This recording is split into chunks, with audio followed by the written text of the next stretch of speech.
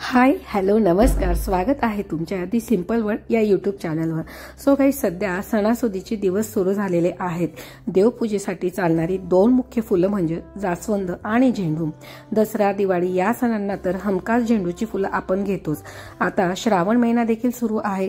सणावारांना सजावटीसाठी धार्मिक कार्यक्रमासाठी फुलं तर लागतातच। अशा वेळी जर तुम्ही तुमच्या घरातच झेंडूची फुलं तुम्हाला वापरता आली तर त्याचा आनंद हा निश्चितच काही वेगळा असणार आहे। म्हणूनच आता घरातल्याच छोट्याशा कुंडीमध्ये किंवा एखाद्या प्लास्टिक कंटेनरमध्ये असो किंवा एखादा डिस्पोजल ग्लास असो, यात झेंडूचे रोप कसे लावायचे, त्याची कशी काळजी घ्यायची, आजच्या व्हिडिओमध्ये आपण ते पाहणार आहोत। जर रोपांना योग्य वेळी बेस फर्टिलायझर दिलं, तसंच काही टिप्स ट्रिक्स फॉलो केल्या तर कमी वेळातच त्यांना भरपूर अशी फुलं येऊ लागत असतात। चला तर मग व्हिडिओला आपण सुरुवात करूया। व्हिडिओ कुठेही स्किप न करता संपूर्ण पहा। चला तर मग आता आपण पाहूया झेंडू हा कशा प्रकारे वाढवू शकतो। झेंडू हा आपण बियांपासून किंवा नर्सरीमधून एक रेडीमेड रोप आणून देखील लावू शकतो। जर सीड्स पासून आपल्याला झेंडू ग्रो करायचा असेल तर अशा प्रकारच्या प्लास्टिकच्या कंटेनरमध्ये किंवा कुंडीमध्ये किंवा तुमच्याकडे जर डिस्पोजल ग्लास असतील त्यामध्ये तुम्ही पॉटिंग मिक्सचरने ती भरायची आहे व ही माती हलकी ओलसर असायला हवी आणि यांच्या बेसला ड्रेनेज होल मात्र नक्की करावे। झेंडूच्या बिया ह्या अशा प्रकारे जमिनीवर पृष्ठभागावर त्यांची लेअरिंग करून घ्यायची। त्यांना जास्त खोलवर दाबायचे नाही, फक्त हलके असे प्रेस करून घ्यायचे।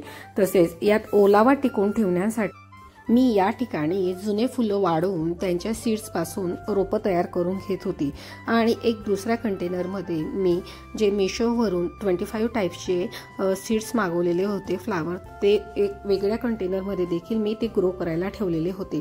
सो मी तुम्हाला दोघांमधला डिफरन्स लास्टला दाखविणार आहे। सो काही जर तुम्हालाही 25 टाईपचे फ्लावर सीड्स मागवायचे असतील तर त्या रिगार्डिंगचा व्हिडिओ देखील आपल्या चॅनलला आहे। सो तुम्ही ते नक्कीच मागवू शकता। अशा प्रकारे आपण या ठिकाणी मातीची पातळ लेयर तयार केल्यानंतर अशा प्रकारे या ठिकाणी आपण पाणी देऊन घेणार आहोत।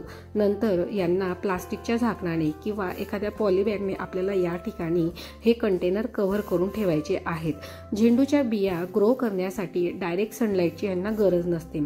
कंटेनर कुठेतरी एखाद्या उबदार ठिकाणी ठेवावे। साधारण 4 ते 5 दिवसात पहिलं कोंब हे दिसू लागत असतात।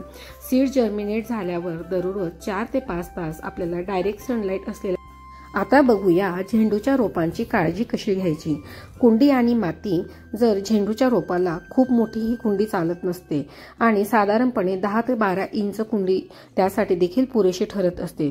तसेच या रोपाला खूप चिकट अशी माती नको, पाण्याचा निचरा व्यवस्थित होणारी माती यासाठी हवी। माती ओलसर राहील याची मात्र काळजी घ्यायला हवी, पण पाणी साचून राहील एवढं पाणी यात टाकू नये। तसेच झेंडूला पाणी देताना ते नेहमी त्यांच्या मुळाशी द्यावं, पानांवर शक्यतोवर टाकू नये, कारण की या रोपाला ओलसरपणाचा त्रास होत असतो। घरगुती झेंडूची रोपं लावणे हे अतिशय सोपे असे काम आहे। तुम्ही कुठल्याही प्लास्टिकच्या डिस्पोजल ग्लासमध्ये असो किंवा डिस्पोजल कंटेनर असो किंवा एखादा ट्रे असो, प्लास्टिकची मातीची कुंडी असो, अशा कुठल्याही भांड्यामध्ये तुम्ही हे सीड्स अतिशय सिंपल वेने ग्रो करू शकतात। तसंच जर तुम्ही नर्सरीमधून रेडीमेड झेंडू आणत असणार तर 1 ते 2 वेळेस त्याला फुलं येतात, नंतर मात्र फुलं येणंच बंद होत असतं। जर वेळोवेळी आपण त्यांना खत आणि फवारणी केली तर यांच्यावर फुलांचे देखील प्रमाण वाढत असते। नर्सरीमधून आणलेल्या झेंडूच्या रोपांची फुलांची जी साईज असते ती मोठी असते आणि घरगुती जे वाढविलेले आपण बियांपासून रोपं तयार केलेली असतात यांवर फुलं येणारे जे येत असतात फुलं, त्यांची साईज ही मात्र थोडी छोटी असते।